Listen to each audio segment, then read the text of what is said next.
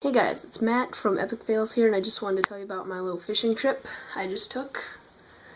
I went bass fishing this weekend, and we were Rippin Lips, as the title suggests. And we caught quite a few. I caught quite a few, my dad caught quite a few, but he's more just getting into artificial baits and all that, so I want to show you what I've been using. So I've got I use wide gap hooks. So this is a 1/0 wide gap hook, as you can see there. These work really well for Texas rig, which I'll show you that in a little bit. And while I was fishing, I caught a monster 3-4 pounder, and I want to show you what he did to my hook.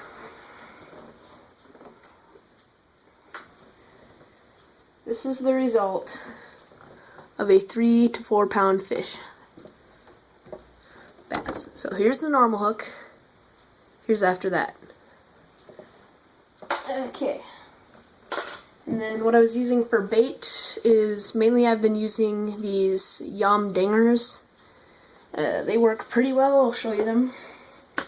This is I gotta get more. These are all ripped up. This is a Yum dinger. You can see it's ripped there. This is a really good color. I guess I can't remember what it is exactly, but it works really well for bass fishing and trout fishing apparently. And then what else I was using, I don't even know what brand these are. I don't even know what you call these. If you know the name of these or what they are, I have no idea. Some type of ribbed worm with a tail, twirly tail. And that caught a couple fish, but mainly it was the Strike King, or not Strike King, Yum dingers is what caught most of the fish. So I'll show you guys my rod and when I got rigged up on it, and yeah, I guess that's it. See you guys in the garage. Guys, it's Matt. I just wanted to show you my rod. I know I said I'd be out in the garage, but I'm out here. This is, for those of you who don't know, a bait caster, of course. And this is the Abu Garcia Black Max combo rod and reel, and it's worked pretty nice for me. It's my first bait caster. I'm getting used to it. It's a 6/6 rod, and I use a wide gap 1/0 hook and a little bullet weight, and I Texas rig it. So that's how I Texas rig it right there. So yeah, up on here is 14-pound test line. Yeah, so this is a nice rod overall. I like it. It's been good to me for first rod for bait caster. Yeah, I'm getting used to it. There's the Abu Garcia. I can't even talk today. Yeah, so I would suggest it for anyone who wants to get their first bait caster. It's really nice. I'm starting to get used to it. I've had a lot of backlashes beginning with it, but other than that, it's pretty cool. Guys, like I promised, I'm going to show you how to put on a Texas rig. It's one of the simplest rigs, but it works very effectively. So what you'll need is an offset hook, which I got a wide gap hook, which you can see there. And you're going to need a bullet weight. I've got, I believe this is an 1/8 ounce bullet weight. Works really nice. Shows a lot of good action. So what you're going to do is there's two ways to do the Texas rig. It all starts, so it's just sliding your bullet weight on, or this is the first way, it's just sliding your bullet weight on to the line. I don't have a line, of course. Then you're gonna take your hook, simple as that, tie it on, snip the end, and you got a Texas rig, and I'll just keep sliding down every time. And I'll show you how to hook onto the hook for a Texas rig.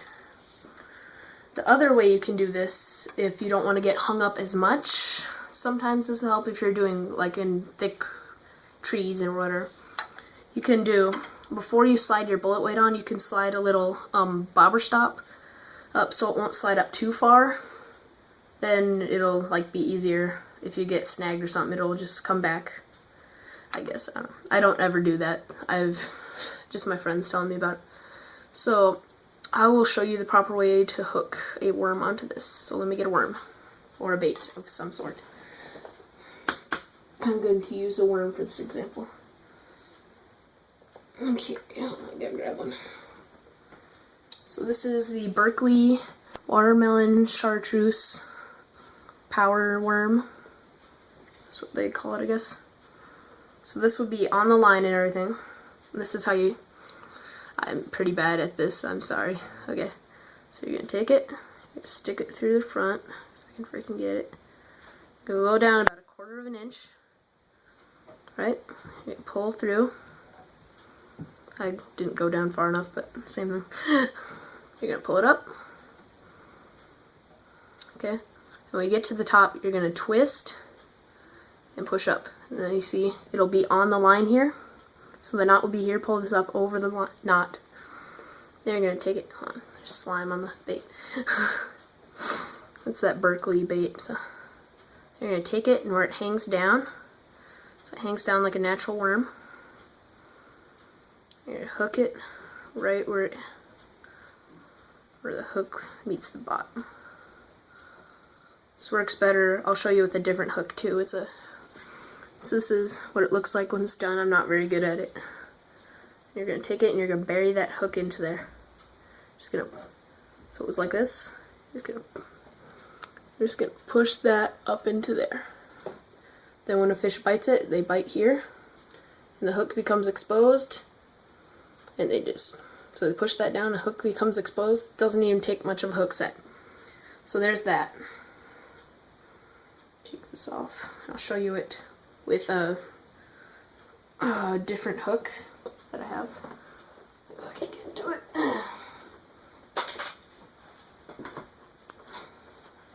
This one has been heavily used, so this is a 2 or 3, I can't remember if it's a 2 or 3 wide gap hook. So we're going to do the same thing. Sorry, I have shaky ass hands. You take it, push it down about 1/4 of an inch, pull it through.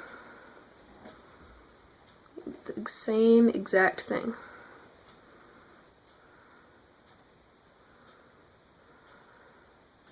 Gonna hang it down like that and see where it reaches the bottom here of the hook. That's where you're gonna fold it, push down through,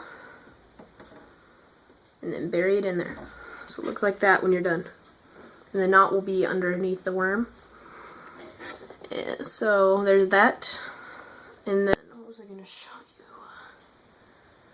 Can't remember. Oh yeah, I was gonna show you a tip on the hooks.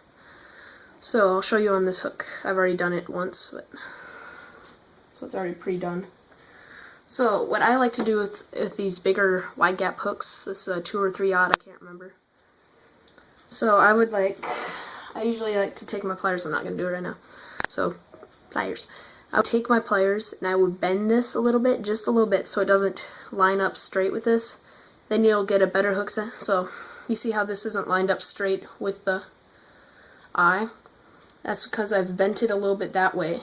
So then you'll get a better hook set and you'll catch the fish. So that's my in-depth fishing story, fishing equipment and everything. That's not all of my equipment, of course. That's just what I used on this trip. So I'll see you guys later. Bye.